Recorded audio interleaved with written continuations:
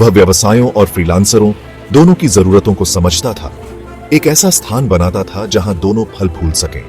उसे चुनौतियों, संदेह के क्षणों और रातों की नींद हराम का सामना करना पड़ा, लेकिन उसने अपने अटूट दृढ़ संकल्प से प्रेरित होकर दृढ़ता से काम लिया। जैसे जैसे उसका व्यवसाय फला फूला, जुनैद ने अपने क्षितिज का विस्तार किया। उसने नए बाजारों में कदम रखा, नवीन तकनीकों की खोज की और अपने पोर्टफोलियो में विविधता लाई। उसने खुद को प्रतिभाशाली व्यक्तियों की एक टीम से घेर लिया, ऐसे लोग जो उसकी दृष्टि और कार्य नीति साझा करते थे। उसने विनम्रता और ईमानदारी के साथ नेतृत्व किया, अपने कर्मचारियों और साथियों का सम्मान और प्रशंसा अर्जित की। उनके व्यावसायिक कौशल और नवीन विचारों की चर्चा जंगल की आग की तरह फैल गई। वह अपनी रणनीतिक सोच, बाजार के रुझानों का अनुमान लगाने की क्षमता और उत्कृष्टता के प्रति अपनी अटूट प्रतिबद्धता के लिए जाने जाते थे।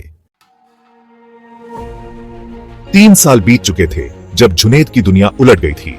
उसने खुद को डिजिटल ज्ञान में बदल लिया था, एक ऐसा नाम जो बोर्डरूम और व्यावसायिक हलकों में विस्मय में फुसफुसाया जाता था। हालांकि उसका चेहरा अनदेखा रहा, उसकी पहचान एक गुप्त रहस्य थी। नाजिया की आगामी शादी की खबर उसके पास पहुंची। उसकी शादी झारखंड के एक राजकुमार से होनी थी।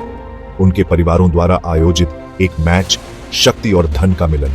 यह खबर, हालांकि उम्मीद के मुताबिक थी, उसके पुराने दर्द के अंगारे को फिर से जगा दिया।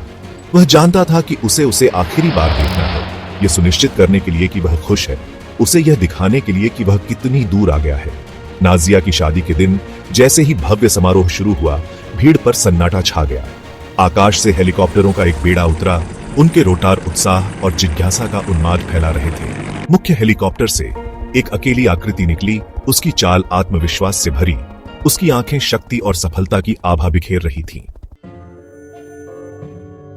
यह शादी बंद करो, डिजिटल ज्ञान की आवाज स्तब्ध सन्नाटे में गूंज उठी। उसके शब्द भव्य हॉल में गूंज रहे थे। भीड़ हांफने लगी। इकट्ठे हुए मेहमानों के बीच फुसफुसाहट फैल गई। नाजिया की आंखें पहचान में चौड़ी हो गईं।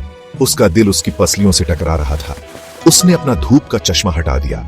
जिस चेहरे को वह भूलने की इतनी कोशिश कर रही थी, उसे अपनी याद में उकेरा हुआ चेहरा अब और परिपक्व और दृढ़ निश्चयी। यह मैं हूं, जुनैद, उसने कहा। उसकी आवाज भावना से भरी हुई थी। उनके चारों ओर की दुनिया दूर होने लगी, क्योंकि उनकी आंखें मिली। वर्षों की अनकही लालसा और दर्द एक